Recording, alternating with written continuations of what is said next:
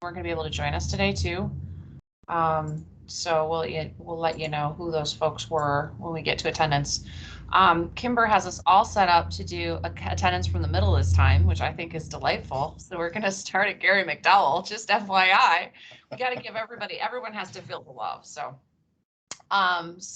before we do that, can you believe that it is our 12th meeting?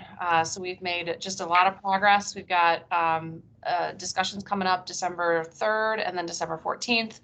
So a lot of work left to do, but when you look backwards, it's pretty incredible the path that we've been on together. So I'm glad that we are on meeting 12, and I'm going to apologize right now because my dog decided approximately 3 minutes before this she was going to be very excited today. So I'm going to hope that my eldest takes care of that. There are some things that are easier from the office, let's just say.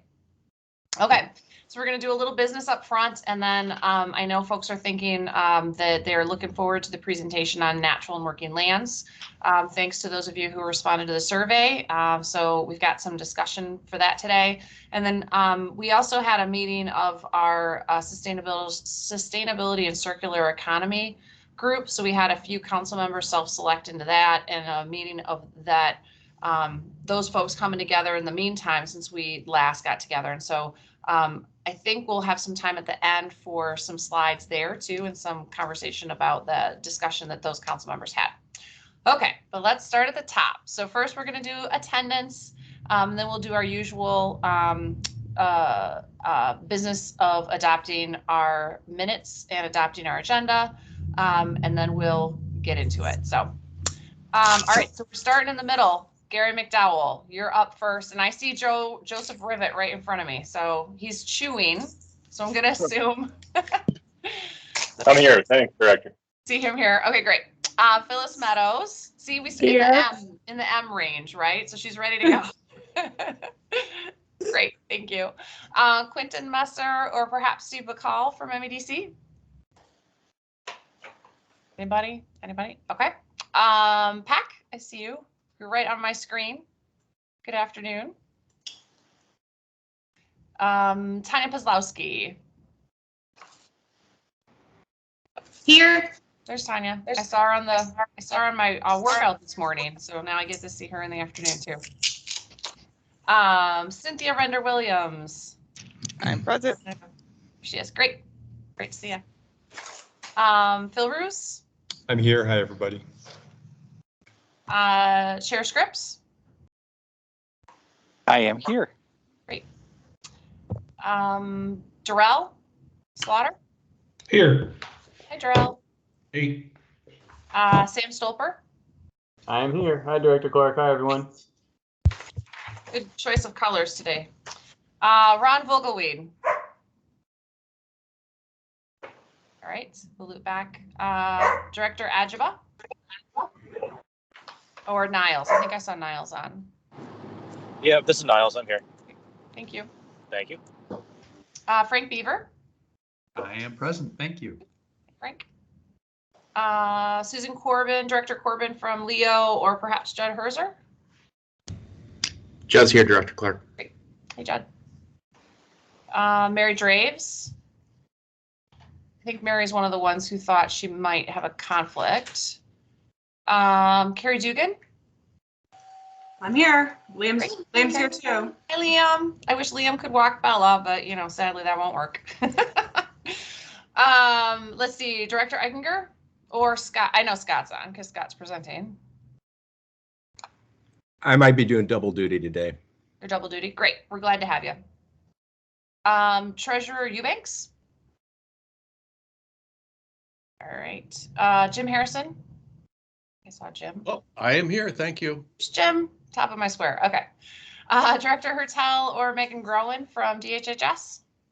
Megan's here. Thank you. Hey, Megan. Brandon Hoffmeister. I think he was not able to attend. Brandon, are you with us? Okay. I think he was double booked. Marnice Jackson. Hi, everyone. I'm here. Great. Hi, Marnice. Anybody who, council members who are here and I did not get to introduce themselves? Okay, great. Thanks, everybody. Alrighty, so let's go ahead and get the agenda in front of us. So I'm gonna ask for a motion second, and then we can discuss if there's any comments. So can I, if there's a motion in a second out there? Moved. Support then. Thanks, Frank. Thanks, Phil. Fabulous. So today, of course, we're talking about natural and working lands. We'll have an update from the work group. We're happy to have co-chairs there, Lauren Cooper and Scott Whitcomb. And then we'll do some discussion, and hopefully we'll have a little bit of time at the end to have a presentation on the circular economy discussion that a few of our council members sat in on. So any improvements to the agenda? All right, all in favor, say aye. Aye. Aye. All opposed, other sign. Great, so the agenda is in front of us. Thank you. So we will also do meeting minutes. So from the November 1st meeting, you received the meeting minutes on Friday in your email. So first, let's put it in front of us. So can I have a motion in a second? So moved. Thank you, Phil. Thank you. I think that was Phyllis. Any discussion on the meeting minutes from the last meeting? Yes, Director Clark, I am listed as an attendee, and unfortunately I was not able to make it, so my name should be struck. Great, thanks, Kimber. If you don't mind taking care of that, that'd be fabulous. I will, thanks. Any other changes, improvements? Okay, with that correction, we will make it before posting. I'd love to go ahead and adopt them. So all in favor, say aye. Aye. Aye. Aye. Any opposed? Great, thanks everybody. Okie dokie. So as I mentioned earlier, we had an opportunity to pull together some interested council members. If you recall, we asked for people to raise their hands at the last meeting. So I think Phil, Carrie, and Joseph sat in on that, along with some folks from the Eagle team and some interested stakeholders on the 16th to talk about materials management, decarbonization recommendations coming from Eagle staff. And so you received this also in your email on Friday, so hopefully you had a chance to skim. If we go as expected on our conversations and recommendations today, we should have a few minutes at the end to have a presentation by Chad Rogers from Eagle. So hoping to get there so that you can have a chance to listen to that. Also wanted to mention up front that we did post those public listening sessions on the work group recommendations for folks who may be following along at home but aren't council members. We want to make sure that we have opportunities for input on top of the email opportunities and other chances to comment in the spring. So those upcoming dates are Wednesday, December 1st, and that one's in the morning, so 9:30 to 11:30. And the other one is Thursday, December 2nd, and that one's in the evening, 6 to 8. So the links for those are already available on our website. You can find them at michigan.gov/climate. So please, encourage folks to participate. Feel free to publicize, whatever you think might be helpful to get some visibility to the work of the work groups. There obviously was a lot of conversation there. We've had a lot of opportunity to kind of talk it through, but we know that, certainly the council and the work groups don't even have all the answers. So would love to hear from people that have been participating and have additional comments. So those are good opportunities to discuss. We will also have listening sessions or we'll have the plan out for public comment as well. So that'll happen in the new year. So opportunities abound to make sure that we know what you're thinking about. So please encourage people that aren't council members to take advantage of that. So then we'll kind of continue on with the agenda. So we, of course, have been hearing from recommendations from work groups. And so today we're going to hear from Natural and Working Lands. I did want to set up a little bit the next meeting, which is December 3rd. So today we'll have heard from the 5th work group. And we'll be prepared to do a little bit more from a deliberation perspective.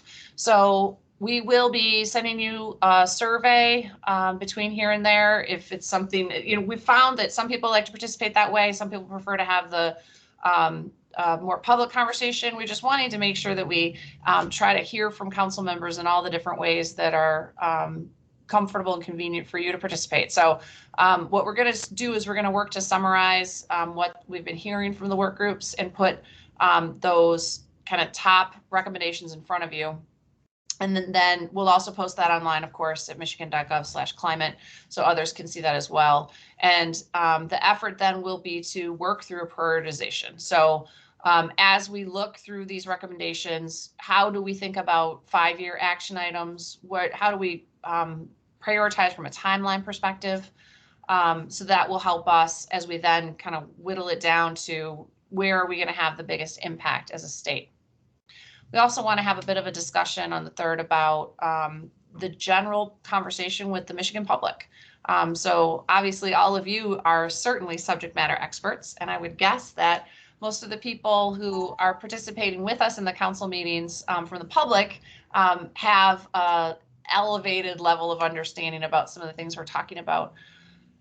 We wanted to talk as a group a bit about what sort of level of understanding we think there is in the general public, and then how do we have some of these conversations more publicly. And then our goal here is to get to a summarized document with the top recommendations from the work groups and get that back out to you early next week to help inform our discussion on the 3rd. So we have the 3rd, and then on the 15th we'll have a outline that we're interested in council members reacting to. So thank you for being here for 12 meetings and all the work groups you've been participating in. I think we're continuing to see the pieces come together. So hopefully that gives you a little bit of insight into the discussions that we'll have on the 3rd. So with that, I would love to hand it over to Lauren Cooper and Scott Whitcomb. I think there's a lot of interest in hearing on from the last work group on natural and working lands. And I know that's certainly something I'm certainly interested in this topic as well. So with that, Lauren and Scott, please take it away.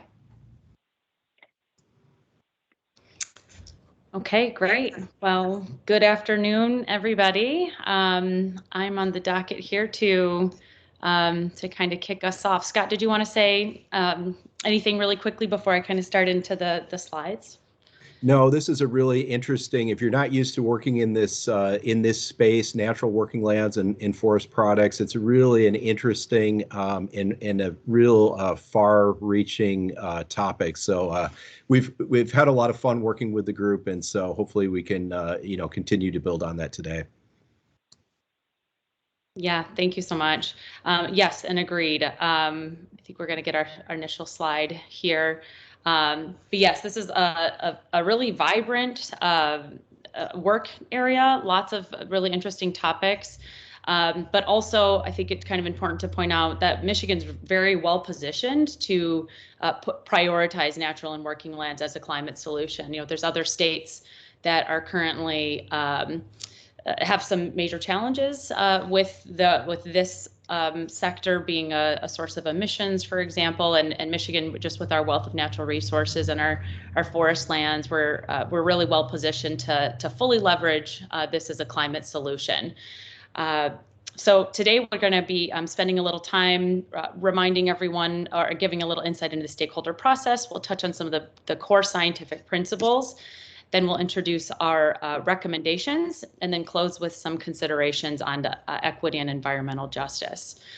So a little bit more insight here. We had 11 stakeholder meetings throughout our time together, and we had a very diverse group. So we had a range of folks from agriculture, conservation NGOs, forest product industry, others, landowners, and other types of interest groups. So very diverse group of people coming together.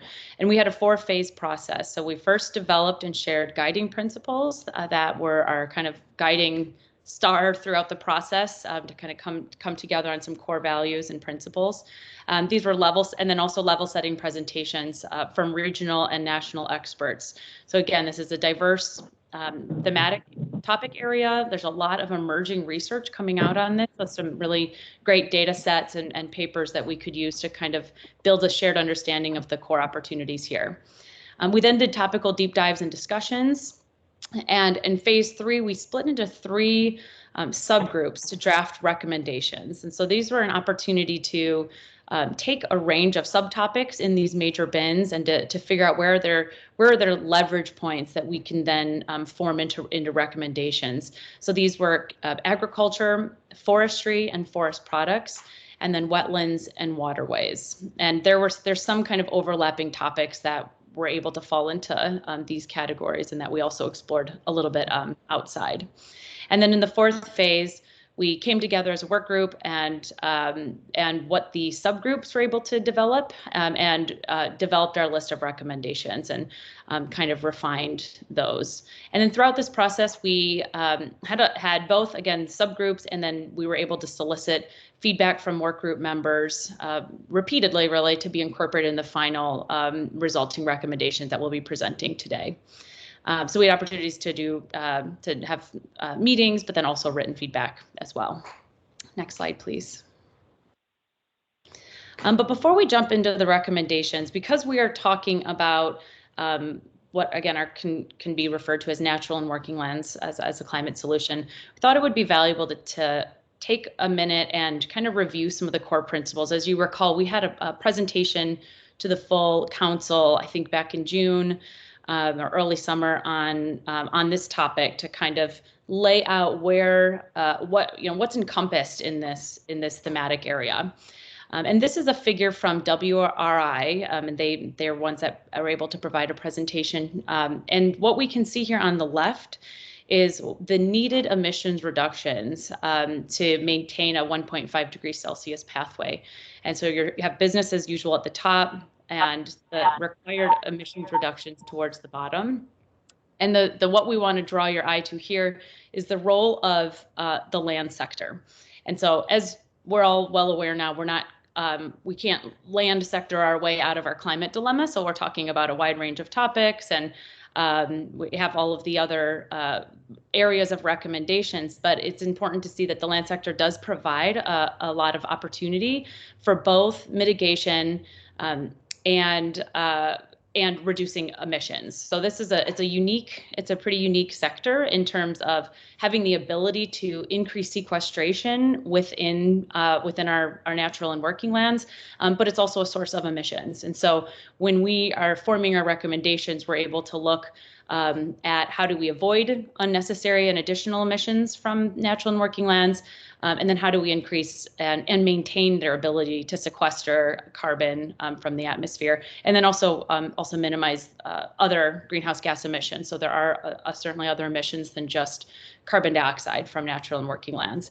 And so just kind of briefly moving over to the right-hand side, you see how they've broken down this opportunity area into a pie of opportunities that they've identified. These are not Michigan specific, to point out, but you can just see some of the types of topics that are commonly explored in natural and working lands. So avoiding forest loss is that large green slice there. There's inclusion of soil carbon and improving soil carbon sequestration, bioenergy, restoration of forests and wetlands, reducing agricultural emissions, for example. There's reducing food waste and increasing or plant-based consumption. So a wide range of potential solutions. And so there's really interesting additional opportunities to learn more about this and the range of potential solutions. But of course, our job was to refine this and apply this to the state of Michigan. So next slide, please. So using what was an opportunity assessment for the state of Michigan from partners, again, from WRI, which was it's a different study that kind of grounded it to various states, and also the Nature Conservancy. They were able to create what they were calling an opportunity assessment for the state of Michigan. It's using it's bringing it down to our level. It's using some larger data sets, so there's a lot of opportunity to further refine this. But we took a range of potential solutions and binned it into some categories that we use to come up with our solutions. So you can see here the healthy forests can encompass in this opportunity assessment ideas like improving forest stocking, reforestation and protecting forest lands or urban forestry. Healthy soils is a range of agricultural activities related to soil and other sorts of crop management. And then healthy freshwater systems also has, it seems small here, but we have a note that we didn't include avoiding the wetland conversion here. So there's just multiple ways to bin this. So wetland conversion is a potential major source of emissions. So that opportunity could be much larger, whether or not we include the wetlands in that bin or not.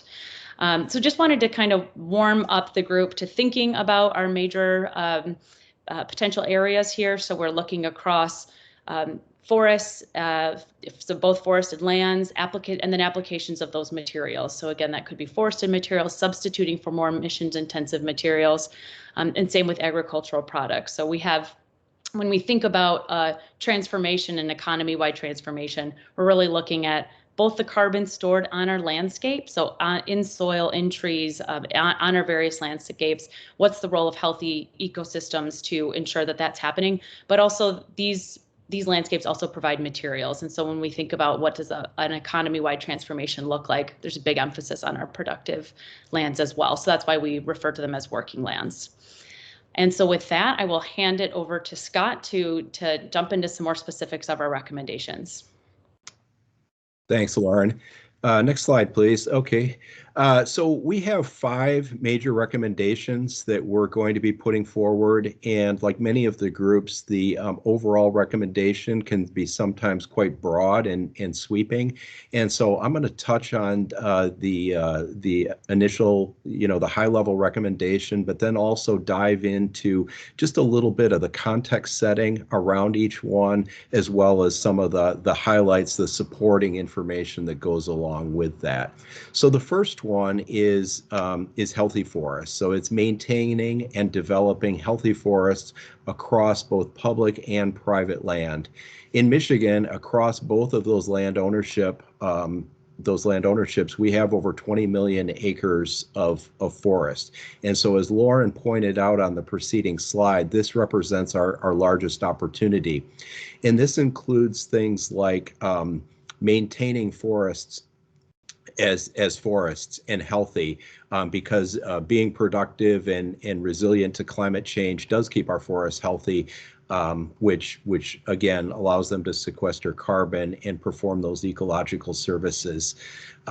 This includes opportunities such as reforestation, so planting trees on lands that previously had been forested. Also, there are opportunities for urban forestry and establishing and planting trees in urban settings. And we've seen a lot of data indicating that our frontline communities have tree deficits, and that public health as well as climate benefits can be achieved by restoring trees into these environments. We also include considering carbon management in our decision-making processes while we manage, while recognizing that healthy working forests are good forests for climate. So we're not looking for set-asides necessarily, but keeping our working lands working. And so there's a lot of opportunities here. One of the goals I'd call your attention to is the potential for a billion tree initiative by the year 2050. And this is conceived as a stretch goal, but a public and private partnership to plant 1 billion trees by the year 2050. And DNR already is working on setting an interim goal of planting over 50 million trees by the year 2030. And by establishing this as an interim goal will allow challenges with any supply chain or workforce issue to be scaled as we look towards these bigger stretch goals. Next slide, please. The next biggest opportunity is in healthy soils. And so we have close to 12 million acres of agricultural land in the state of Michigan. So building back that soil health through increasing organic matter in the soil, can improve things such as water infiltration and increase soil productivity. So our agricultural producers are going to benefit from this as well, because they're going to have increased production on their lands. But this starts with what we're recommending as a policy change, and that is to implement a Healthy Soils Act for Michigan, in which the legislature and governor can set a floor for future funding and attract additional funding for soil, water, and habitat conservation, recognizing that protecting and enhancing the soils have a direct impact for natural climate solutions. So other things that we're looking at here in improving our soil health is to look at promoting better use of agricultural best management practices, such as no-till, cover crops, and extended crop rotations. Also improving on our deliverables of Farm Bill conservation measures.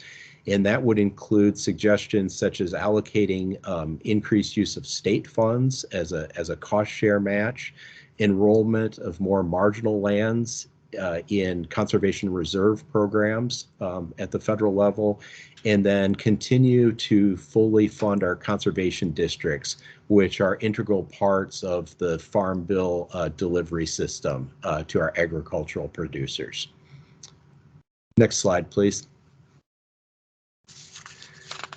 The third goal, as Lauren pointed out, has a relatively smaller benefit than the previous two, but there's so many co-benefits that come along with having clean, healthy water that we felt it warranted attention as one of our top 5 recommendations. So the recommendation for healthy freshwater systems is to protect our existing wetlands and waterways, create new and restore wetlands where appropriate, and increase carbon storage in waterways through using green infrastructure to increase both mitigation and adaptation benefits. So with this area, this recommendation, we're looking at some of the similar conservation practices as we saw in recommendation number 2, but again, focused along waterways as opposed to strictly agricultural systems. And also looking at use of green infrastructure as an increasing solution as an alternative to hardened infrastructure. Next slide. Recommendation number 4 centers around creating a bioeconomy in Michigan, a strong bioeconomy. So it's going to contribute to our economic growth in the state, at the same time promoting climate benefits. And so the specific recommendation is to enhance and develop a climate beneficial bioeconomy, implementing and promoting natural, sustainable, and low emissions materials produced and used, reducing emissions across natural and working land commodities, both agricultural and forest production, and reducing waste and increased efficiency in our food production. So this specific recommendation is going to focus on increased use of forest products. And our forest products industry really has a critical role here.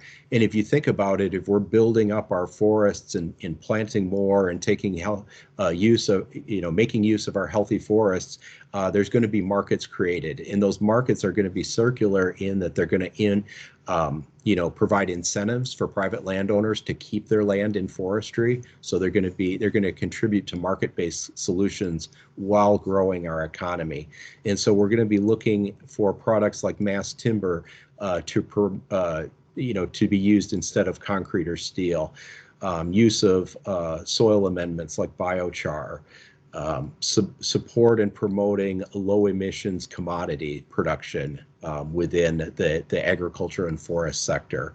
And then finally, efficiencies in food production and eliminating waste in the food production system, which has a real climate benefit. I should note that we didn't have complete consensus across this part from our group. We had many advocates in our group, and we had at the highest number 140 or so participants. And there were a lot of advocates for plant-rich diets And while we recognize that there are potential health benefits from a plant-rich diet and environmental benefits as well, there wasn't complete consensus on this, and so we felt that just focusing on the low emission bioeconomy was a good way to sort of factor that in. Next slide. And then finally, our fifth recommendation revolves around maybe not specific greenhouse gas emission reductions or sequestration, but really providing policy leadership, education, and advocacy in this area. We recognize that as a state leader, Michigan wants to promote climate initiatives and ensure multi-level action for mitigation and adaptation across these natural and working lands by acting in a leadership capacity, fostering enabling conditions, promoting knowledge transfer, and increasing access to needed data and information. And as Lauren alluded to, this is really an emerging area where we're really looking for data. So almost across all of these systems, our work group members told us loud and clear, we need more information, we need more data, we need, a higher degree and a fine tuning of analysis. And so we wanted to capture that all in one place. And I think that's what we did here with recommendation number 5. So we're looking at things like land use planning. So citing things like solar energy production on marginal lands to not take productive agricultural or forest lands out of operations. Looking at factoring climate into our decision making. There was support for increased information, as I alluded to, with data collection and data analysis, even looking at K through 12 science standards and what role our climate plays in educating our next generation. So this really captures all of those. I should point out there was one area of disagreement. There was a lot of advocacy for reducing and eventually eliminating fossil fuel production on natural working lands. And so there was not quite consensus on that, but a lot of advocacy for at least reducing and taking a look at that and the potential climate impacts of producing those fuels on our lands. So that's an overview of our 5 recommendations, and I'll kick it back to Lauren to finish up. Thanks, Scott. It's kind of amazing how much information we were able to get into there. There's a lot of rich discussion that those capture and a lot of really great ideas. And again, just to reiterate, Michigan is in a really great position. So just even kind of before I jump into this, there's other states that are having a lot of challenges where, for example, their forests are a net source of emissions right now. And so Michigan's just in a really great position. I've heard this at a national level to continue to be a leader in the natural and working land space. And so to pivot a little bit into the equity and environmental justice considerations, as you can imagine, because we're considering land use decision making and different types of investments, there's a lot of implications for people that live on all sorts of different types of landscapes here in this state. So a couple of them to consider were financial impacts. So we have these again kind of broken down by all of our recommendations, but just kind of across the board. There's really an opportunity to invest in our rural landscapes and so, for example, improve income and opportunities for low-income rural private landowners. But then this may also disproportionately benefit those that already own significant amounts of land. So even though they're and kind of diversifying the values for our rural landscapes, whether it's carbon pricing or making additional opportunities and values away from just kind of some strictly more traditional values for natural and working lands. Again, that can provide lots of benefits, potential new jobs, new expertise in these areas, but there may be some actors that are better prepared to take advantage of those. So how do we consider more inclusive approaches? A big one is improving tree planting or urban forest canopies in urban areas. There's a lot of urban, suburban, and ex-urban areas that could be better stocked with tree cover. There's a lot of benefits for that. So there, but it is, considered one of a costlier intervention, and that's costly for reforestation. They're kind of individual tree planting in these contexts versus large scale rural reforestation, which can be done at scale. So there's an upfront cost, but the benefits can also then reduce utility costs for people residing in urban areas, lots of other health benefits that also have financial implications. And then the job creation component. So there's really a lot of, when we think about it, economy-wide changes and using more natural bio-based materials, leveraging waste products, waste materials. We had conversations about leveraging compost and urban woody material. There's a lot of potential for additional job creation and a lot of job growth in this bioeconomy. There is the potential that there could be reductions as there shifts over time in other areas. But we really see probably across the board a lot of new and innovative job creation opportunities. So everything from more traditional forest management to reforestation to waste recovery type activities. Health impacts, again, we all know healthy environment is crucial to our individual health as humans. So improved air quality, more resilience against extreme like heat events, for example, could reduce flooding in places, reducing general water quality concerns, lots of both physical and mental health benefits. And we also touched on even the kind of recreation opportunities by improving and extending our natural areas and making those more accessible to all Michiganders. And so that's kind of getting into the next one. So thinking about conservation lands and how do we make these be more connected and more accessible for different different members of various communities, and connect them with just across our public lands. So whether that's acquiring more lands, restoring lands that we have, how do we make them be available and functional for people that live here? And then finally, we have adaptation benefits. So these are looking at increased production. So we need our lands, our natural working lands, to be resilient. We have a changing climate, so there's really, even though Michigan is very well positioned now we have healthy forests, we're mitigating a fair amount of our emissions through our growing forests. Unfortunately, with a changing climate, these are not guaranteed conditions going into the future. So we need to be proactive in thinking about our natural and working lands to make sure that they are well adapted, that they're able to stay healthy, both in terms of climate mitigation and that they maintain the percentage, and actually over time as our fossil fuel-based emissions go down, that the forests and other working lands would become, or other natural lands as well, would become even in a higher percentage of kind of, I don't want to say offsetting, that has a specific connotation, but normalizing sort of our emissions as we try to target that carbon neutral. But if we don't maintain the adaptation benefits, those will become a source of emissions, and then that also will negatively affect a lot of the working and job opportunities that are in those places, and also eventually impact the economy. So the costs for those materials that will eventually hit our pocketbooks. So there's a lot of costs associated with the changing climate. How do we think strategically to ensure adaptation now and continually, so that we don't have all of those costs hitting our economy as we go forward? I think this is the last slide that we have here.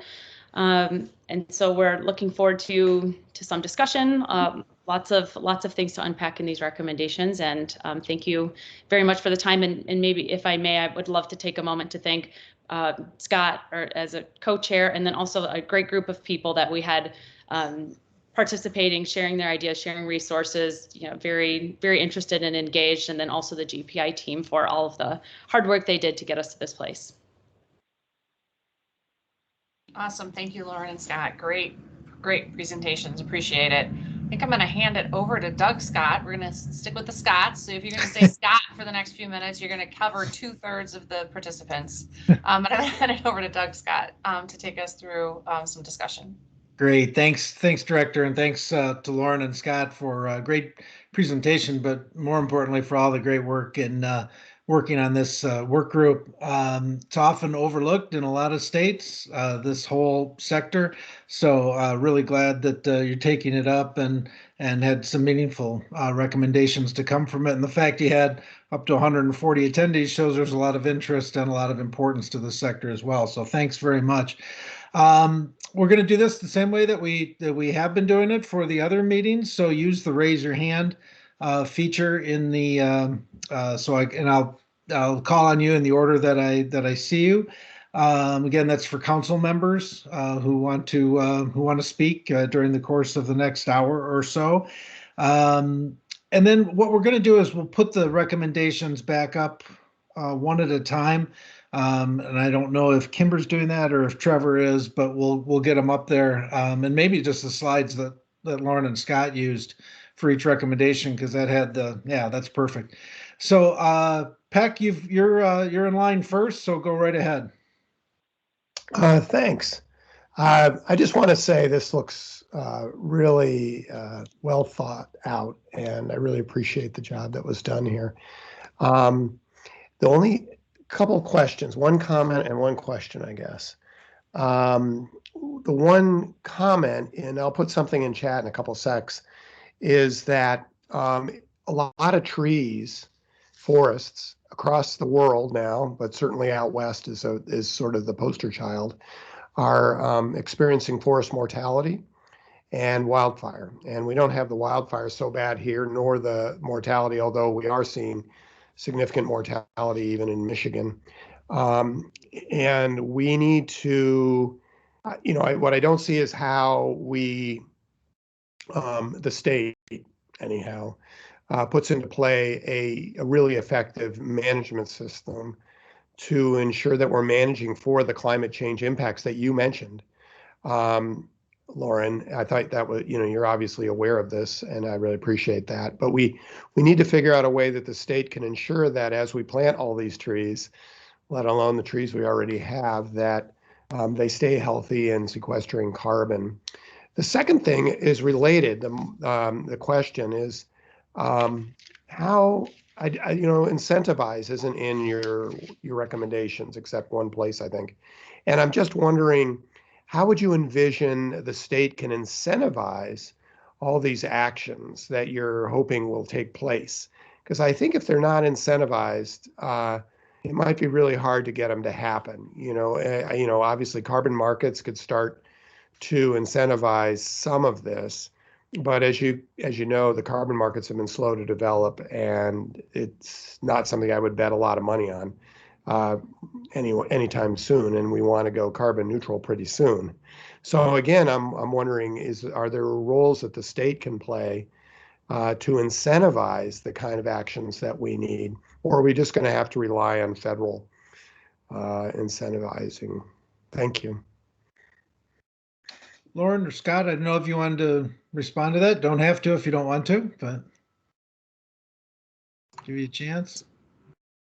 That's a really complex issue, and you're right. Things like carbon markets, especially for private landowners, can play a role in the avoided conversion of forest lands, and even programs that incentivize carbon benefits through planting trees and having those trees grow.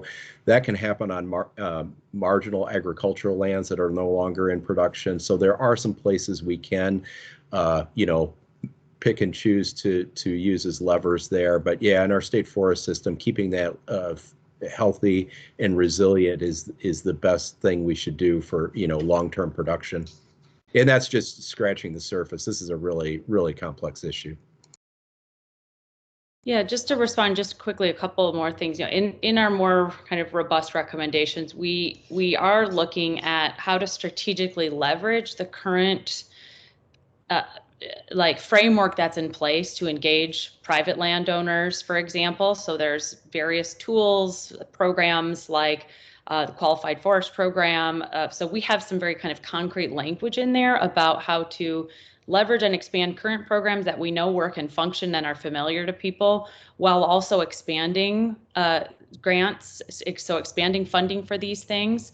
And then being also thinking of the capacity needed, like, for example, having conservation district foresters. So sometimes there's a knowledge gap there for landowners and feeling like they have access to professional forestry expertise. So thought I would mention that. And then just also a quick, so we have, like, kind of just to say follow up, we have, again, some kind of breaking down, thinking through the range of decision makers across the forested landscape. So again, it's across public and private. But then even quickly in regard to the carbon markets, one thing that is a potential concern going forward for carbon markets, which may be worth mentioning, is that if we are going to rely on our forests and our natural landscapes to offset, to reach that carbon neutrality target, carbon markets are functioning for voluntary markets and the California market, for example. And we actually have one of the largest projects in the California market in the Upper Peninsula of Michigan. But we need to be aware that those credits are being exported. So we can't count that towards our carbon neutrality goals going forward. So we have some kind of inventorying questions that are going to need to happen at some point to reach this carbon neutrality target. So not to get too technical, but something to think about now, that if we have landowners that are essentially selling credits to external actors, we need both a mechanism to track that, and we also need to think about if we want to figure out how to incentivize that domestically somehow. Peck, you had your hand back up. Did you want to come back on these points, or before I move to Joe? No, I want to take it down and just say thanks. I really Okay, great. Thank you. Joe Rivet was up, and then Phil Roos. The questions were mostly answered. There is a basket of incentives that are already offered. The qualified forest program and MDART is a income tax offset. We have everything from cost share programs to liability exemptions to all kinds of a suite of state programs that both work towards a number of the goals, and they leverage significant federal dollars. So I just think it's important to point out that, and I'm not an expert on DNR efforts, but we do have a significant suite of incentives for folks to participate in most of the recommendations that have been outlined already in place, and we continue to do more. Great. Thanks, Joe. And you're the leader so far in best background. I just want to give you that. You're the leader in the clubhouse right now. I do also want to point out what we've got up on the screen is the main kind of larger, higher level recommendation. And then if you go to section 11 in each of the 5 recommendations in the larger document that you received earlier, you will find the summarized recommendations.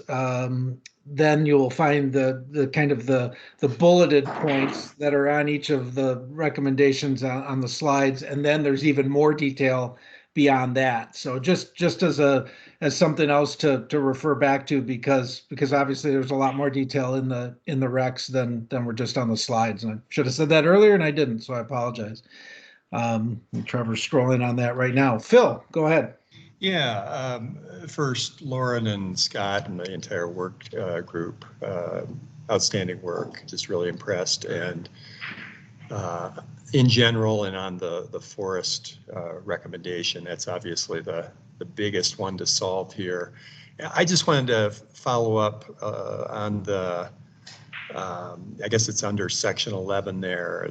Again, another point on the grants and tax incentives that exist right now. I wrote this in the survey, but I'm just wondering if you could give even a kind of a qualitative characterization of how much impact in carrying out the amount of sequestration that we're looking for from forests. How much of that, how close are we with existing funding to be able to incentivize the kind of behavior that we're looking for. Can you give just a order of magnitude sense of that? Is it a drop in the bucket? Are we? Yeah, it's a nice start, but we've got a long ways to go. And you know, what thoughts do you have, if any, about where we have to go in terms of additional incentives to really get the kind of impact we want? And I love the other. I just a quick note. I really appreciate the big goals on a couple of these, the 1 billion trees and the 30 by 30. I think we need big goals in general to capture the imagination. So this is down in the nitty gritty of how do you get the broader benefits across private landowners and others. Thanks. That wasn't lost. Your last point wasn't lost on our group. There were several that said we have to make this digestible and you know, things that people can get their head around: healthy forests, healthy soils, clean water. You know, those are things that people can really support. You know, I would say with orders of magnitude, DNR partnered with MDARD and some NGOs. Lauren was involved with MSU at bringing an RCPP grant into the state, and that grant was in the neighborhood of $5+ million to plant trees on marginal lands in northern lower Michigan, marginal agricultural lands. And over the course of a 5-year project, that $5 million is looked at perhaps planting 5 million trees. So while that's a lot from a lot of acreage, you know, on the landscape, it really is a drop in the bucket to compare to some of these, you know, 50 million trees or 1 billion trees. So if that gives you a sense of the order of magnitude, it has to be, you know, scaled up considerably to really have a landscape level impact. I don't know if you'd want to add, Lauren, you worked on that grant as well. Would you have something to add there? Yeah, so reforestation is expensive. It's like one of the most expensive things to do, and unfortunately it gets even more expensive in an urban context. So we are able to even do that at scale. But the thing that I think I would really want to emphasize is that there are a lot of opportunities to drive some of this through economic benefits, right? So part of that program, that's a perfect example, Scott, of like a reforestation program that is that kind of marginal, low-performing lands that through this restoration, basically it's kind of like a restoration effort to get good tree seed sources into these landscapes, that they can become contributing to the economy in the future. So they can be managed. They're going to bring jobs where some of that's going to the foresters. And so a lot of almost all of these examples that we have here are not just strictly cost. They're kind of nudging the economy in different ways. And so it would really have to even take costs into account. It has to be more of like a holistic, probably economic analysis that would be able to also calculate job growth and benefits. And so, yes, I agree, Scott, definitely there's a kind of an order of magnitude, and the range of the opportunities are, again, quite diverse. So we were, also exploring things like leveraging woody waste materials from urban environments, so to reduce, decomposition and land, and but also that could become, are there smaller scale investments that could turn those into economic opportunities from urban areas and leverage those materials. So I think there's a lot. Some of them are kind of maybe upfront investment, could be viewed more as investments instead of just pure kind of upfront costs. Great. Thank you very much. Thanks. Director Clark, there was a question in the chat about the recommendations and availability of those for non-council members. So I see James has posted something, but I didn't know if you wanted to comment on that. Yeah, sorry, John. We're usually posting them after this discussion, so it'll get up there shortly, but it is not up there now. So that's I see the point, and I went and looked to see if I could find them too. So we'll get them up there. Thanks for raising that question. Cynthia. Great work by the entire team. Just one question. How do you plan to educate the consumers around the incentives available and opportunities? I think there's a lot of opportunities here, and we should probably think about some non-traditional ways to get, other folks involved. Yeah, I think that's a great point. And actually, to go back to this RCPP grant that we've just secured for the state, I think there's value in partnerships for that. So actually, my program's playing a kind of unique role in knowledge transfer for that. So we're actually, going to be planting trees on marginal lands. Some of these may not be landowners that consider themselves forest owners. So how do we, in the opportunity of reforesting their lands, help them know about incentive programs through various state of Michigan agencies, but also start building the idea that these trees can be a climate solution. They may be eligible to participate in a carbon-based incentive program in the future. So there's a lot of knowledge gaps. So I think your comment and question is kind of right on. And I think one solution is kind of continuing to come together. And I think that what falls into the recommendation number 5 we have is just the leadership opportunity from the state to be bringing those partners together, so we can be able to round out and holistically provide the messages, because there is the reality too that some rural actors may not be ready to talk about carbon storage yet. So how do we know strategically how to talk about these solutions in a way that's not turning off certain types of landowners, but speaking in line with the values that they have, that they already hold. So we know that talking about habitat and water quality can be a foot in the door with a lot of rural landowners, for example.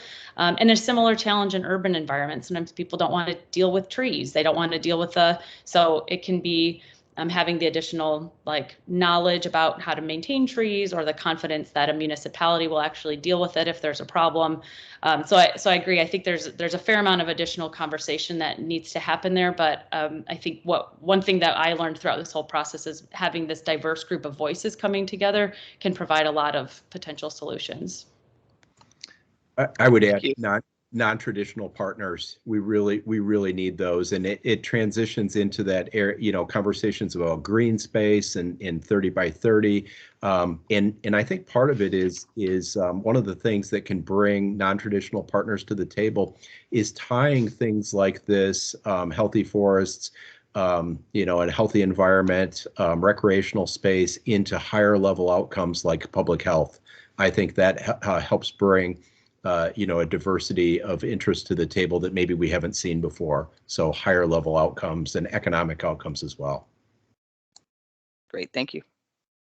There was a couple of questions in the chat too before we move to recommendation 2. One about how many trees are in Michigan now. Do we know kind of so the question is based on how big of a moving the needle would 1 billion trees be, is it, compared to what we have right now? Any idea? That sounds like a great question. So 14 billion somebody else put in the chat. So that would be like a 7% increase then. So fairly substantial. Something substantial, but somewhere around 10 or less %. Great. Thank you. Thanks for the question too. And then Carrie Dugan had a question on how many licensed foresters do we have now in per county, because that would obviously be impacted if we're adding that many trees. Yes, got it. I don't know if you know. I mean. Yeah, it's not on the tip of my tongue how many conservation district foresters we have. The challenge with if we have 14 billion trees right now, there's space for 14 billion trees. So that extra billion, there's not an established. A lot of cases there may not be space for that. So where do those billion trees go? So that's, I think, part of the challenge. All right. Okay. Dr. Meadows, were you on number 1 here or on number 2? Thank you, guys. I was on actually number 1, but okay, that's fine. Yeah, and first of all, I want to also just sort of add to the accolades for just the clarity of your work. It's phenomenal and very compelling. I actually have two questions, and one is this recommendation around maintaining and developing healthy forests and putting out another 1 billion trees. How tightly linked is this to the recommendations that you've made about soil? That's number one. That might be the easy one. And the harder one is related, and I think this one will come later because it will come later and I'll ask it later. So if you could just kind of talk a little bit about that. Thanks. Chairs? I think it's definitely cross-cutting. This was healthy soils cuts across forests in both the ag and the forestry sector. Yeah, I guess I was trying to get to it's sort of if we don't do one, can we do the other? So are they that tightly linked to where the recommendations either can stand alone to a certain degree, or are they necessarily so tied, intricately linked that if you don't do one, you cannot do the other? I don't know if you all were thinking along that line, but Yeah, it's a great question. So the answer is probably both yes and no. They're both can stand alone. There are clearly linkages, but they can be pursued separately, because actually what the healthy forest recommendation actually covers a lot of the agricultural activities. So there are some very specific agricultural activities to improve soil health on lands that are, for example, being tilled. So there's a lot of opportunity there. And so that's kind of a lot of the recommendations are to specifically engage with like farmers and conservation practices, undertake no or low till. And so kind of moving towards a different set of our working land decision makers. And so more on the like food production side of things is that can be encompassed. There is some overlap, like one of the large recommendations from the opportunity assessment for the state was to increase agroforestry, for example. So getting more trees on our agricultural landscapes, which would improve carbon storage and probably soil health carbon as well. So there are some like clear points of overlap, but they are designed to kind of stand alone. And those two do specifically, I think, target initially some different landowners. Thank you. Phyllis was trying to follow up there, I think, but Phyllis, you're on mute, sorry. Yeah, I had it's kind of a slightly different question, and it was regarding reforestation in urban settings. You mentioned that it was far more expensive. Can you just shed a little bit more light on why that's so? Yes. So generally, in urban settings, we like to plant larger trees is like one big thing. So you know, if you get a city tree planted in front of your house, it's probably going to be a pretty nice looking tree. And there just tend to be younger trees that are planted at scale in rural settings. So a per tree kind of upfront cost.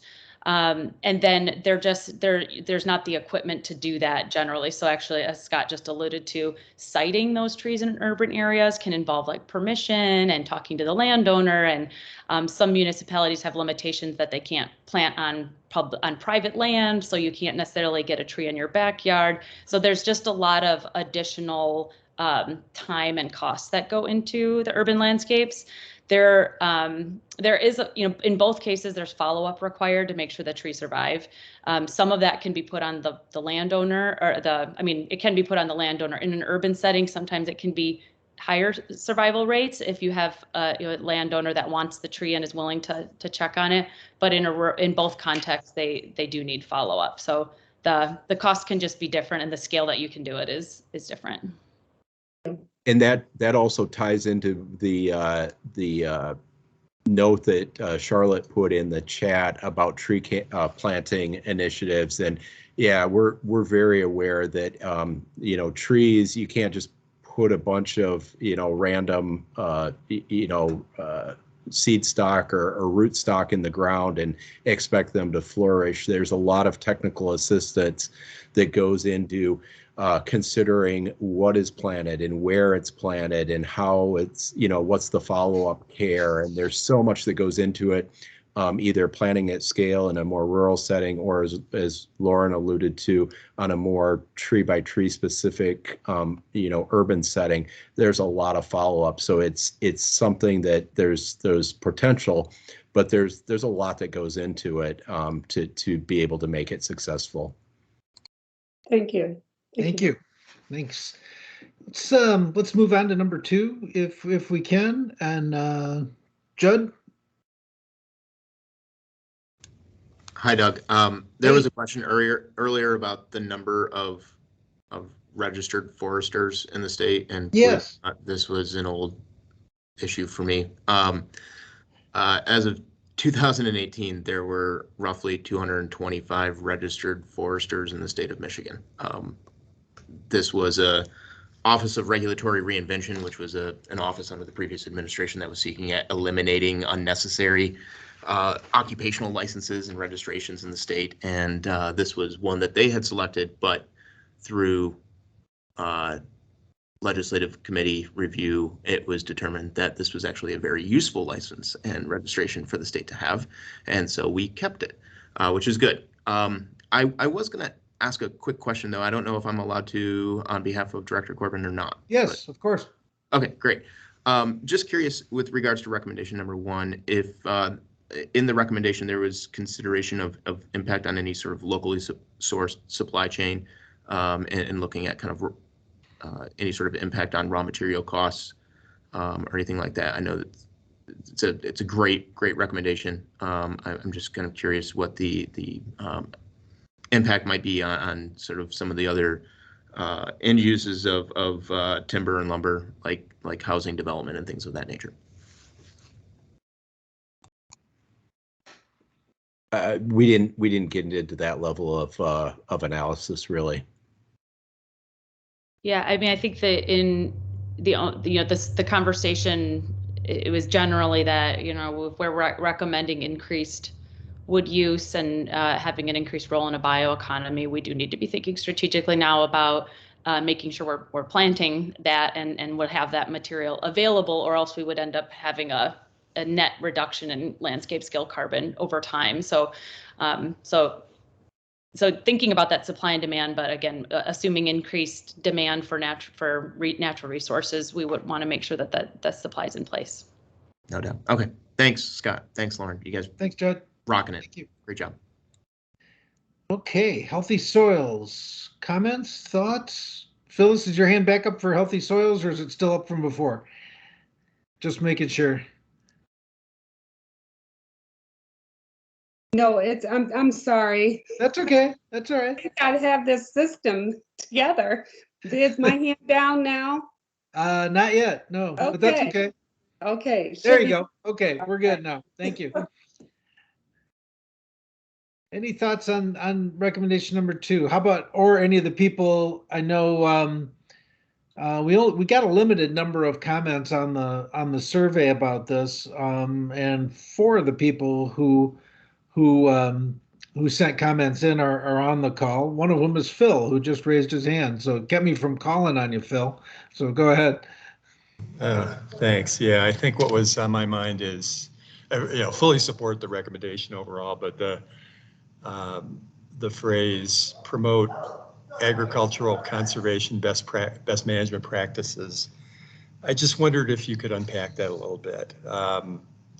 What have we learned really works?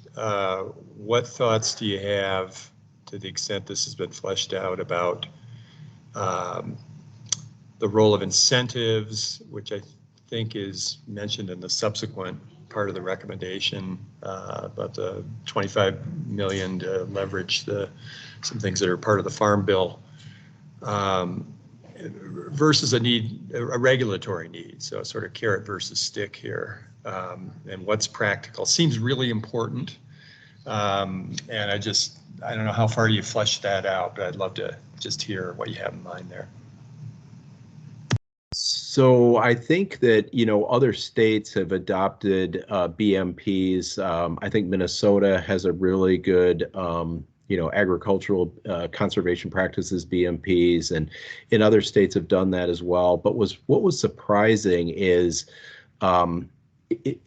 really the level of adoption and then technical assistance. And it seems surprising to me that those are still barriers, but that having programs where money is available and they're oversubscribed, so there's not enough money for all of the people that want to take advantage of that. That seems to be an issue. So again, you'd need more money to have that incentive. And then there's other programs where there's there may be money available, but they're undersubscribed because they're seen as more trouble than they're worth, or they're not economical on the part of a producer to implement. Or in some cases, there's not the technical expertise or technical information that's available to actually, promote the implementation of the practice. And so there's a couple different scenarios there, but those are some of the barriers that we heard about in the, that adoption of that. In general, we know that farmers and agricultural producers want to do the right thing where it makes economic sense. They want healthy soils. That helps their bottom line. But again, it has to make economic sense. Yeah, and if they're providing ecological services for all of us, it's worth it for us. It's got some value. But it sounds like the 25 million and whatever's in the Farm Bill, still scratching the surface here to what's really needed. Is that fair characterization? Yeah, and it was pointed out that some of our neighboring Great Lakes states, and believe me, I'm not a Farm Bill expert, or I'm probably a bit out of my element talking about the agricultural sector. I'm more with Lauren on the forestry side. But what we heard from our experts here is that some of our Great Lakes neighbors do much better with Farm Bill funding. They pointed to Minnesota and Wisconsin, and they're really looking at things that Michigan could do to maybe receive a greater allocation of Farm Bill funds. And then what are some programs to make those Farm Bill funds go further, either with implementation through incentives or cost shares or that type of thing. So those are some of the things that we've been. Okay, great. Thanks very much, Scott. Great, thanks. Sam Stoper, you had your hand up and then it went down. Did you want to say something? Hey, Doug.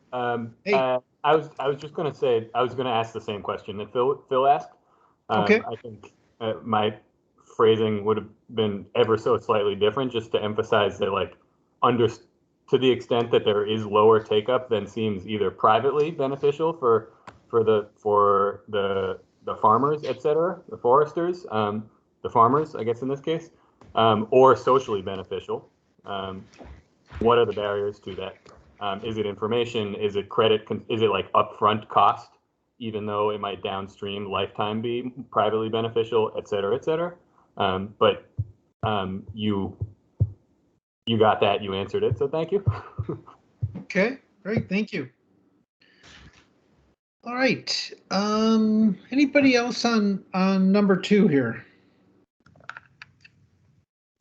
If not, that's okay. We can, if you think of something later before we wrap all up today, feel free to jump back in. But how about recommendation number 3 on the healthy freshwater systems? Any thoughts here? Any comments? Jim Harrison. Jim, if you're talking, you're on mute. No? There we go. Sorry about that. First of all, I want to thank the co-chairs in this committee. I mean, this is actually, to me, this is fascinating and incredibly interesting, a set of recommendations, particularly with a state with a lot of agricultural land and a lot of forest as well. So I really think that there's some real opportunities here. In relation to, I'm looking at this Freshly Health Water Systems and thinking about urban usage of wastewater systems. And in my mind, there's a potential nexus on the difficulty of urban tree planting, but with green infrastructure that you can actually address some of the same kinds of issues in association with heat islanding, pollution emission that affect like illnesses like asthma, flooding, and those kinds of things that trees help with, but also green infrastructure investments as well. And so I think this is an area in which naturally a lot of it's federal funding and grant opportunities, but an area in which I think there's a lot that can be gained, even though it's a small portion of the overall emissions footprint in relation to natural lands and that kind of thing. So I just wanted to point that out. Thank you. Yeah, can I just respond to that really quickly? Of course. Sure. I mean, I think that's like a really, so the part of the challenge here is just, what would be the priority of any given intervention, right? So we kind of are like, oh, well, we could say more of these tree plantings, count as trees because we've put it in the healthy forest bin. But really, if you had, we've been talking about maybe some sort of really ambitious waterway tree planting effort in the lower peninsula that would have huge water quality benefits, could involve trees and other plants, but would store a lot of additional carbon, but could count as green infrastructure. So the kind of cool thing about this space is it's what we call co-benefits. So you could identify whatever you want as your primary goal, and then there's subsequent goals, but you could just as easily, depending on what your initiative is, you're going to get a lot of benefits. So even though some of these can be upfront costs, there's a lot of benefits, and a lot of them are financial, benefits as well. Obviously, we've seen the cost of flooding, and those are only the concern is those will go up over time as well. So just kind of reiterate, there's a lot of opportunities, I think, for win-win-wins in here. Thanks. Okay, Phyllis, and then Phil. Yeah, thank you guys again. I think I have more of a comment and a slight question, and that's regarding, thank you for lifting up the inequities and climate impacts for vulnerable communities. I think that's very important here, especially if you're talking about water and green infrastructure. And I also wondered, it wasn't lifted up in the previous example, and these two you have some similar connotations to them, and was wondering, did that come up anywhere that, as you look at soil and quality of soil and how that impacts certain communities right now, is there a way to lift it up throughout the document, but definitely to the degree that you've lifted it up in this one? And, certainly I'm acknowledging that in a positive way, but I'm asking for more. Is that possible?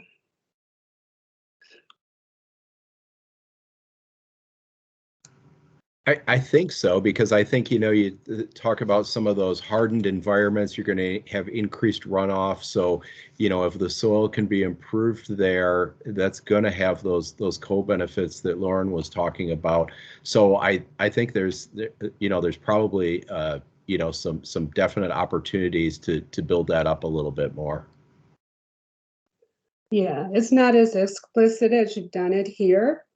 And I agree. I think there are opportunities to lift up the inequities related to land and land quality and soil quality in that previous recommendation as well. So thank you. Thank you. Phil? Yeah, hi. Others have said this already, but I start by just saying really appreciated this recommendation being in there, and the co-chair's comments on its priority in the top three here because of all the co-benefits, beyond, even though it has a smaller carbon mitigation benefit. It's just sort of general comment, I think recommendations 1, 2, and 3, and particularly 1 and 3, I mean, these are really part of our brand, Michigan. I mean, if we talked earlier about the need to lead on EVs and creating the ecosystem around that, I think these top three, or at least one 1 and 3, really seem central to who we are, our identity, economic benefit on top of health and carbon mitigation benefit. But on this particular one, number 3, I think the thing I was wondering about is some sense of sequencing here, especially given how challenging and I think long-term wetland restoration is, and protection over time. And what do you do first here, and how long does it really take until you get some scale benefit from this, aside from clean drinking water and many other things that are really important? What do you do first, and how do you sequence this over time and to kind of maximize the nearer term impact? Yeah, this is something that we kind of struggled with, actually, I think, with framing this. So we see this as obviously crucially important for well-being and generally speaking, but wetlands, they even restoring a wetland, I mean, it takes like 1,000 years for it to when it's destroyed, it releases a lot of long-term stored carbon. So I think maybe a priority would be to avoid destruction of wetlands, because the emissions, they would happen immediately, but also over time. So that is one win where again here in the natural working lands, that is the source of emissions when we disturb the wetlands. And so that could be one of the kind of nearer term. The restoration process is a little slower, but in terms of that immediate, like avoiding additional emissions, that's probably a top target. And then one of the other things that we've talked about repeatedly in our group is kind of baking in these other decisions as you go forward. So how do we formalize so that that idea of green infrastructure is prioritized? I know we've had some kind of concrete thinking about having additional metric other than just cost in deciding infrastructure projects and deciding what those interventions are, and how do we kind of bake in the carbon storage into all these infrastructure and water management decision making. So that would be kind of a way that could be operationalized immediately and start seeing benefits in terms of protecting water and or protecting that stored carbon and getting acted on in our decision making. So we'll make a lot of investment decisions in the next 30 years. So how do we start having this be informing those decisions now? Yeah, it seemed, can I just add something? Sure. It seemed like from your narrative, maybe the way we ought to look at this recommendation 3 is not primarily in terms of carbon sequestration benefits, but it's an emission, reduction recommendation here, that if we don't do some of this right, here we are in natural working lands. This is our, 10% that we can't reduce from other kinds of the other work groups' recommendations. If we don't do this right, we go in the wrong direction, and we got a lot more that we got to make up. Is that fair to say that? Yeah, I think that captures it really well. That's exactly, this is one of the riskier ones in terms of increased emissions that would flip. Yeah, just continue. And I mean, the numbers are stark. We've lost, millions of acres of wetlands in the state, which historically are emissions that have contributed to climate change. So, we can continue on that path of losing, 1,000 acres a year and have the emissions count for that, or we can really be more active. And something else we talked about is that it's not sufficient to just create a wetland elsewhere. It doesn't have the same ecological function, and certainly not when you think about the greenhouse gas component of that. So recognizing that's not really an apples to apples solution in terms of climate. Yeah, thank you. Sorry, Doug. No, that's fine, Phil. And I'm glad you brought that up, Lauren, because in one of the responses to the surveys, one of the folks who's not here today, but did respond to the survey, kind of raised that point. Can't we just, the moratorium seemed harsh. Can't we just replace or do more wetlands? But and so I'm glad you answered that question there. So thank you. Jim, you had your hand up for a minute and then put it down. Yeah, I did. I thought you'd see it if I put it up. This recommendation to me also, though, speaks in addition to emission reductions and responsible use of fertilizer gets to that, but also in regard to reduction of heat sinks as a contributing factor for areas in Michigan. And I think that's one thing, that is practical, particularly, with Michigan being able to leverage funding, that may be coming out in the next several years here, in the next 10 years, as far as congressional appropriations go, to be able to take advantage of green infrastructure. Good point. Yeah. Well, okay. Anything else on 3? We'll head to 4. Any comments on number 4?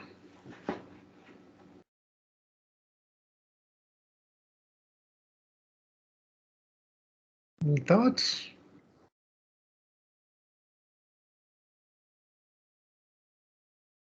Okay.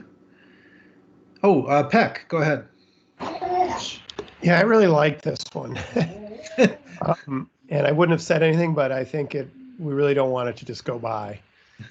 Because this is a real opportunity, if we do this right, for our state to be a leader and viewed as a leader in something that really will be an economic engine, and particularly in many rural areas. And if we can establish a reputation for being at the forefront, maybe we can really work on how to scale and help others in other parts of the country and world follow our lead. And that could be a further economic benefit for the state. So I just want to say 3 cheers for this one, and let's see if we can develop this economy and be a leader. And it obviously is a great complement to a lot of the other ideas that we've been talking about on this council. Thank you. Thanks, Peck. Phyllis, you had your hand up for a minute. Did you have a comment here? I did, and I just wanted to echo Peck's comments. I thought this was one of my favorite of all the recommendations, if you get a favorite. But I was also wondering, is there an opportunity to add communities to this one? This one too, I think, is an opportunity to lift up some of the economic inequities that there are opportunities here, I should say that, from just the low emission materials production and use, and how we can engage broader communities in this work. And as well as, I do think there's a consumer part to all of this. And how do we ensure that that we're not missing that as at least a sub-action? How do we engage communities in being a part of these solutions? Yeah, Lauren or Scott, did you want to respond?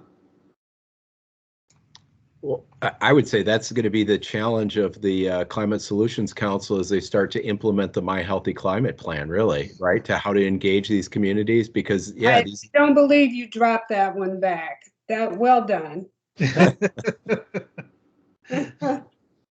Well, and to both of Phyllis's points, as Director Clark said, in the next meeting, we are going to try to find some favorites that you have amongst the recommendations, but also to think about, how all of this plays with the public, and what are the ways to message the different recommendations that are here. So that's a great foreshadowing for our next meeting. Peck, did you have another point on this? Your hand's still up?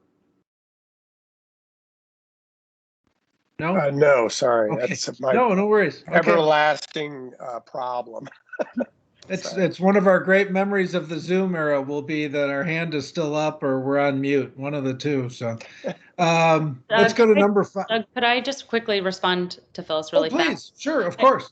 I just wanted to say, from that kind of community perspective, this recommendation encompasses a lot. The challenge is, how do we not let economic drivers or having these low emission biomaterials actually end up driving like carbon reductions on our landscape. So I think focusing on, there's a lot of marginal land, lots of opportunities.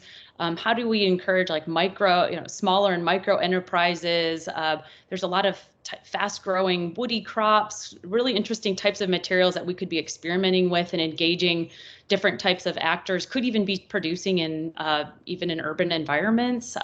So I think there's some potential for some really big innovative thinking that does not kind of just queue up kind of the regular actors that have a lot of land to be able to benefit from the opportunity. So I think that's a bigger challenge. But again, kind of leveraging low, what we call life cycle analysis, so low emission commodities and a more kind of creative production and utilization of those materials.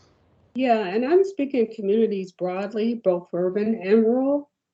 And, I just think it gives it weight, and how we engage community, I agree, is going to be our task, but that we should, I think, could stand on its own as a sub-action to be explicit about engaging the broad community in the opportunity to improve the environment. I just think that the citizen piece can stand out on its own.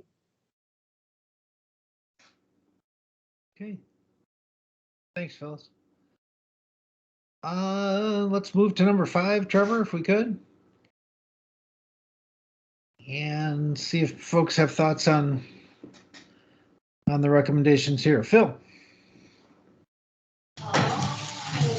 Yeah, sorry. I thought these were really thoughtful directions where the state can show leadership and help grease the skids a little bit in some different areas. The one thing I wanted to bring up, just because we've been in violent agreement on a lot of things, but I sense there was some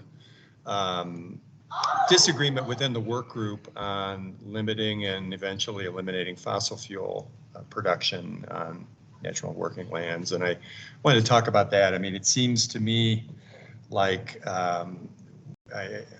we don't really get anywhere if we can't move toward eliminating fossil fuel production on public lands, certainly.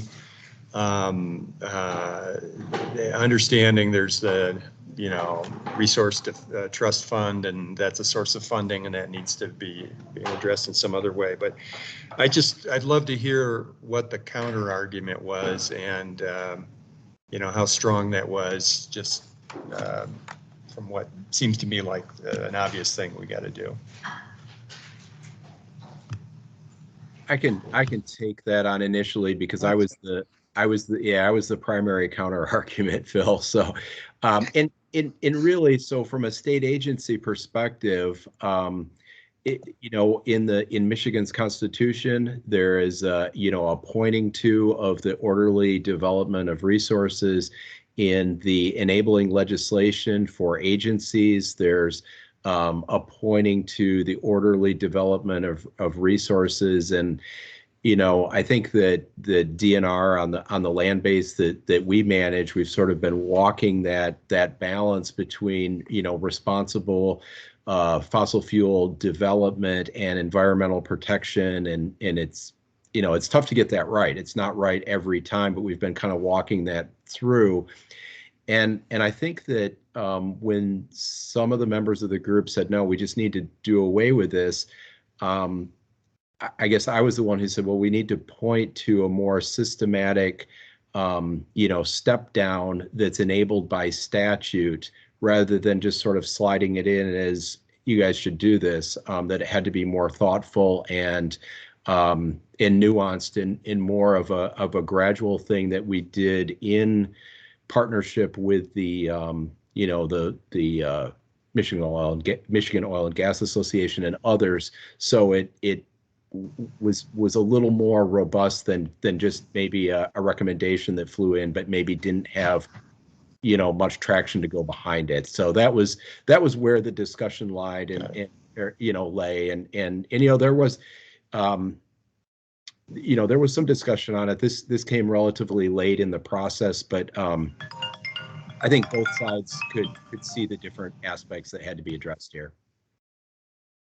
Let me jump in too quickly and just say clearly that we are creatures of statute. State government is are creatures of statute. And so, you know, as we have identified a few times through the course of the recommendation process, some of these discussion points are administrative action. Some of these discussion points are legislative changes that are going to be needed. And some of them are things that, you know, happen, a lot of them are things that happen in the private sector. I just want to emphasize that our role from a State Department perspective is defined by the statute that the legislature sets out for us. Got it. Thanks. Thank you. Thanks, Director Clark. Anything else on number 5? Sam Stoper? Thanks, Doug. Sure. And I didn't say this last time, but Scott and Lauren and the whole working group, thank you so much for your hard work and thoughtfulness here.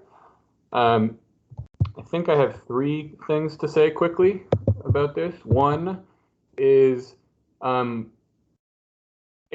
the answer to question 11, at least, if not on the slide currently, the build climate impacts and decision making is something I really like the sound of and was thinking about asking about or prompting you on with the last or multiple of the earlier recommendations. It seems like, yeah, requiring climate considerations, or you know, some sort of elucidation of the co-benefits or of even the monetized value of those co-benefits, acknowledging that there's, you know, we can't do that perfectly, monetization. If not, actually identifying places where, okay, the benefits are good enough and ubiquitous enough across potential development projects or whatever it is that we're doing here that we are going to require this this action. That seems really powerful, potentially. Number 2, this is the recommendation where offsets seem to come up most centrally or mentioned the most, and offsets are really divisive, I think many or all of us know. And so I sort of wondered if there was a discussion to be had about how we're going to treat those. And the third thing was what? The third thing was going all the way back to something Lauren said at the very beginning in response to maybe what Peck's first comment. She took the opportunity at some point in that first recommendation discussion to highlight the importance of accounting and with regard to, say, offset projects that happen in Michigan. In my work related to offsets, it struck me that, you know, all the reliance that all the companies and institutions and countries of the world are putting on net zero, there are, you know, we're staking a lot on, in the short run, non-local projects on offsets in one form or another. And that double counting and additionality, et cetera, are just enormous obstacles to doing that right, to succeeding in that venture. So in that sense, I love this 5th recommendation because we need to, we could be leaders, we could rigorously go after that, the comprehensive accounting, inventorying, et cetera. Thanks. Thanks, Sam. Appreciate it. Before we move on to Chad Rogers from Eagle on the recycling circular economy discussion, just want to make sure that those of you who haven't spoken up yet on any of this, I just want to make sure if there's one more shot for anybody else to weigh in here, make sure. And it could be just, you know, if you have a clarification about one of the recommendations, or if, you know, there's some more information that would be helpful, anything like that. Carrie, go ahead. Thanks, Doug. Sure. I've been relatively quiet, but I am actually a tree person, and Quercus microcarpa being my favorite. But I'm going back to actually a comment that Cynthia made at the top of the call around, at least this is what I heard from Cynthia, just in terms of access to information, and I was waiting to get to this recommendation because I think that's where it's applicable. But and a little bit about what Phil said in terms of our culture in the state. You know, most of us are Great Lakes people, but I'm, like I just said, a tree person. So I'd like to see Michigan as a leader state. We are a leader state in so many ways, but this definitely could be one of them. But I do have some concerns about the two particular areas. One is our assumptions around people's knowledge and understanding of basics around trees, and how to steward and why to steward. And two, you know, just how we get where we need to go on private lands. Like that still seems like I've got a mental block there. So I'm glad that this team has been working so hard to figure it out. But I want to emphasize the opportunity to do more education on noting that MSU is got great tools at their disposal through extension. So, you know, optimizing and maximizing what our university friends can do is going to be really important. And then finally, to Peck's point in the chat around jobs, making sure these are equitable, accessible jobs. And then in the chat, I'm going to just drop in something I became recently aware of. You guys talked about WRI, and I noted one of the recommendations about government NGO partnership. So not to pick winners here, but they're a neat partner. I've been doing a lot of this work globally, so you already know that. Those are my 2 cents. Not coherent, but no, that was good. Thank you, Carrie. We appreciate that. And you gave me my next icebreaker for a meeting. We're gonna all name our favorite trees. So I think that's what we'll go with. So thank you very much. We appreciate that. Anybody else? One last time. Doug, I do want to add in one kind of closing thought, and just like kind of in relation to the comment on offsets. I think it's super important that we're clear that we really, again, kind of can't offset our way out of the climate solution. It offsets our short-term opportunities to like invest in value, but I think the longer term strategy is the bioeconomy change that's necessary. So we cannot continue to use fossil fuels the way that we're using and then still not expect to have catastrophic climate change impacts.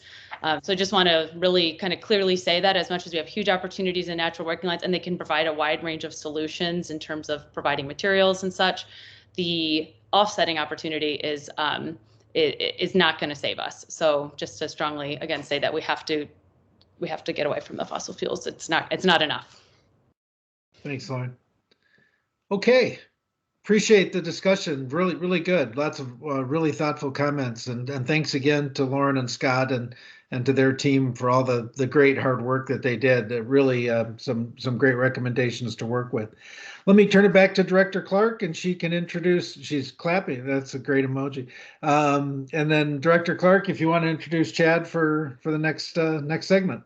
Great, sounds good, Doug. I'm just going to add my compliments to the working group and also appreciation to the council for conversations like this. I think that these robust back and forths are exactly the type of discussion that's necessary to advise as we're crafting the plan. So as we mentioned a couple of times starting previously, that we wanted to create opportunities for some of these small group discussions amongst the council, and there was a real appetite led by Chad Rogers and some of the folks within Eagle. So there was a meeting, I think it was on the 16th, including a few of the council members as well as a variety of folks from Eagle.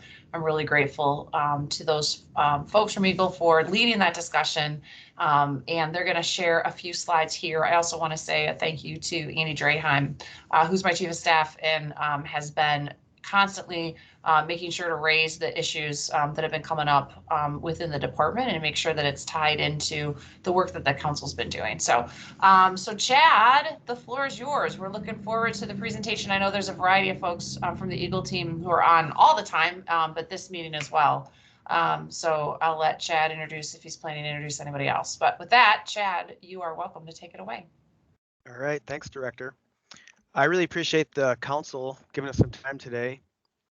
And I'll probably miss people if I try to name everyone, but there was quite a few folks from Eagle that were involved in our work group and some engaged stakeholders that really made the work group happen, I think. So I've got several slides and we'll just walk through them. And then I think we can probably do questions afterward. So let me get my up. Okay, so just to set the stage for why we exist, we're not a regular work group like the other work groups. There were several stakeholders that were bringing proposals to work groups that didn't quite fit within the charge of those work groups. And so Eagle determined that there was a need for this materials management focused work group to process through those proposals and develop some recommendations that could be presented to the council for action. And we really focused on, how can these materials related recommendations support a just transition to a low carbon economy. So we started out by trying to develop some baseline understanding of where the opportunities were, where the emissions were as they relate to materials. And so just to give you a perspective of what we're looking at when we think of materials, Michigan generates in landfills approximately 8 million tons. So that's every year. So that's materials that are generated in Michigan and landfilled in Michigan. So it doesn't include waste materials that we import from other states or other countries and landfill in Michigan. So that 8 million tons of material was our focus. And that 8 million tons also doesn't include other sources and other of materials. So it doesn't include industrial waste, construction and demolition waste, or contaminated soils. So that's essentially just residential and commercial materials. So back in 2017, we, with a partner, conducted a waste characterization of materials that are landfilled in Michigan. And so we used that study as our foundation, and we looked at the top material types that were going to landfill in Michigan. And then we organized those materials, on this chart by tons. So where are the biggest opportunities on a tonnage basis? And that helped us to focus on different materials that we thought could be opportunities for decarbonization. And at the top, you've got food waste and non-packaging paper, mixed paper, and corrugated cardboard. And then the rest were pretty much plastics. And one thing I kept asking myself when I was looking at this the other day is where's the metal? And we really don't landfill that much metal. Metal is about 4% by weight to our landfills every year. So our first recommendation dealt with food waste, and I'll just read it in so you can see what we're thinking about. Michigan should formally adopt and pursue the joint USDA-US EPA goal to reduce food loss and waste by half no later than 2030, and actively support municipalities and the private sector in deploying best available composting and anaerobic digestion technologies to divert food waste and other organics from landfills in a way that protects the environment and public health while creating energy and generating revenue. So this is our first recommendation. Currently, food waste that goes to landfill in Michigan generates about 500,000 metric tons of CO2e a year. And we estimate there's about another 4 million metric tons that are associated with the generation of that food and the generation of the food waste. So if you cut the waste from a source reduction perspective, you'll also cut the CO2e that's associated with the generation of that waste. And if you look at the indirect benefits with this recommendation, we think there are beneficial impacts to equity in feeding people if we're able to rescue food. And if you go down to the composting end of this recommendation, it can help to increase soil's capacity to sequester carbon. And I think that the current recommendations that we just looked at, I think that aligns pretty well with some of those recommendations. There is also some, in the anaerobic digestion, there is also some opportunity for energy generation, although I don't want to overstate that, but it is there. A comment on this for this group that the last time we talked with our team, I think there are some challenges on the anaerobic digestion and composting end of this recommendation. I think the group thinks with appropriate support, technical assistance, regulatory support, that those can be overcome over time. But we wanted to recognize that there are some potential challenges on that end from the state's perspective. And that's why we also want to focus on food waste reduction on the source reduction end of things. So our second recommendation is that Michigan should position itself as a global leader in the manufacturing and procurement of low carbon and circular economy products. And I think this one aligns pretty tightly with the bioeconomy recommendation we just looked at. So we think with this recommendation, if we achieve a 45% recycling rate, we can avoid about 10 million metric tons of CO2e a year. And with this recommendation, we think some of the beneficial impacts include, equitable job creation, more economic development for communities, creating more livable cities, and then also just keeping the value of the materials that we use in our economy more widely distributed in the economy and spurring innovation. This recommendation, we are engaged in circular economy activities already. If the Climate Council chooses to push this forward, we think there are other opportunities we could pursue, but we are engaged in some of these activities already. And then the third recommendation that we have is we should require the installation, maintenance of best available gas capture systems and promote the increased use of energy recovery systems at landfills. So we estimate that about 3 million metric tons of CO2e could be avoided over 2019 levels annually through gas capture systems. So those are our three main recommendations. And if there are other questions, we could talk about those now. Thanks, Chad. Are there questions from the council members? Give folks a minute here. A couple popped up. Phil first and then Tanya. Yeah, I had the privilege of sitting in on the small group meeting that we had, and I just want to thank Andy for his leadership in pushing this forward, and Chad for leading this, and there were a number of other people involved who I'm really glad that this got addressed in front of the council. I think there's a tendency to look at circular economy and saying, yeah, that's something we need to do and it's really nice, but is that really a material impact on the job we have, which is to get to decarbonization? And I saw, Chad, in this presentation, I think you actually updated some of the, you got very specific estimates of the impact for all three of the recommendations.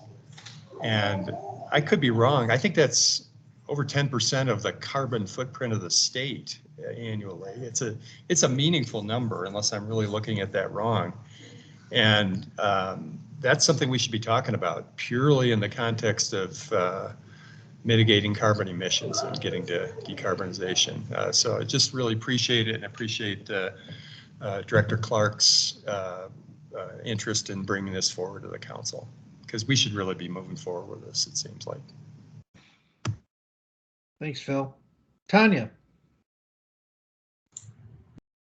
I usually have two questions. One, I have little knowledge in this space, but I'm curious what the food waste process or the collection of food waste to mitigate that actually looks like. What's the infrastructure that takes care of that? And then the other piece is, there's been a lot of talk about the lack of market for recycling for products that are recyclable, especially if I understand correctly, plastics. So if you would talk a little bit about that sort of what I understand to be a global issue with actually being able to do something with those products when they're collected.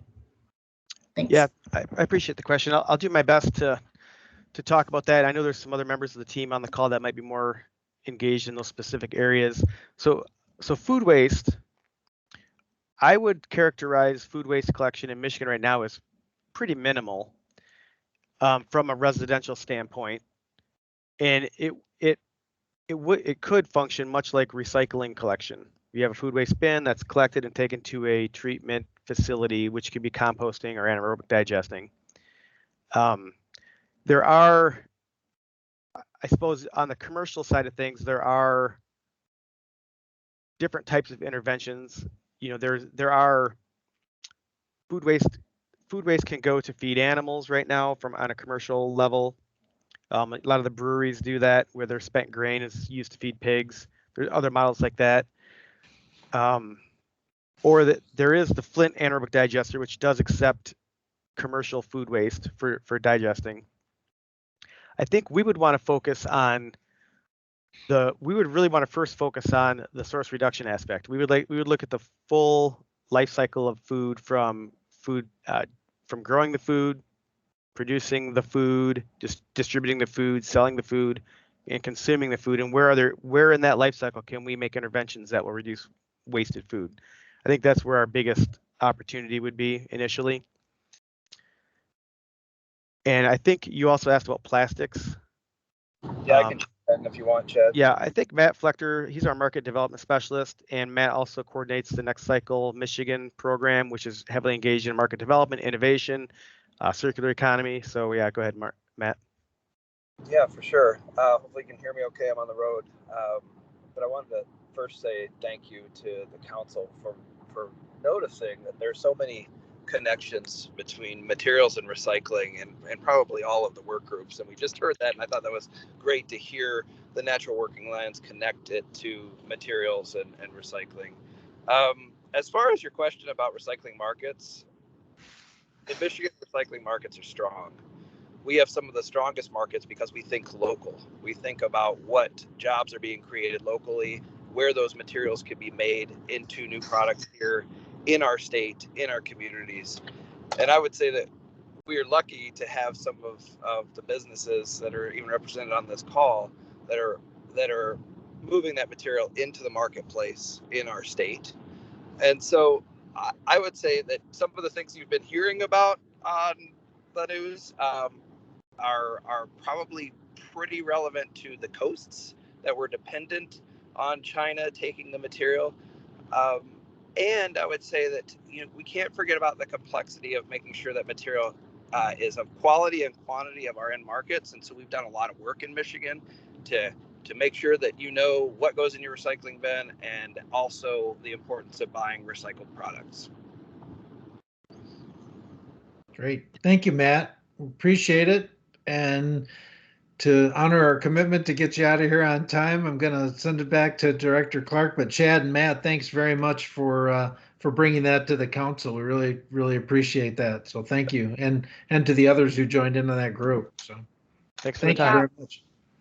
Thank you very much, Chad, Matt, Andy, others. I know we've got a variety of folks on here from Eagle, from MMD, as well as from kind of other areas of Eagle throughout the meetings, but I'm very grateful. This was another really good conversation. So again, thanks to folks for being willing to participate. And, on the topic of food waste, what a wonderful opportunity right before Thanksgiving to remind you to be thoughtful about the ways that you yourself can impact food waste. Because of course, this is one of those times a year where we really have a big opportunity when we're having people together and that sort of thing. So let's be thoughtful about our food waste, folks. There you go. There's my composting lecture, but do not compost black walnut leaves. It will not go well for you. So that's my tip.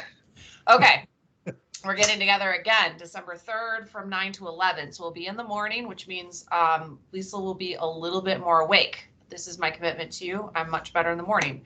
And we will have some discussion about all of the recommendations coming together, prioritization work that's going to be necessary for us in order to inform and advise around next steps. So please remember, for those of you who are not council members, because you've heard me say this 1,000 times, materials are at michigan.gov/climate. We'll get the natural working lands recommendations up there shortly, as well as meeting minutes that were adopted today. General comments can go to eagle-climatesolutions@michigan.gov. Specific comments for natural and working lands can go to eagle-NWL, Natural Working Lands Forest Climate at michigan.gov. I'll put that in the chat. I think that's it. We're going to make it 4:59. Thank you to everybody for your participation, and have a wonderful Thanksgiving and compost. Thanks, everybody. Happy Thanksgiving, everybody. Take care. Bye. Bye.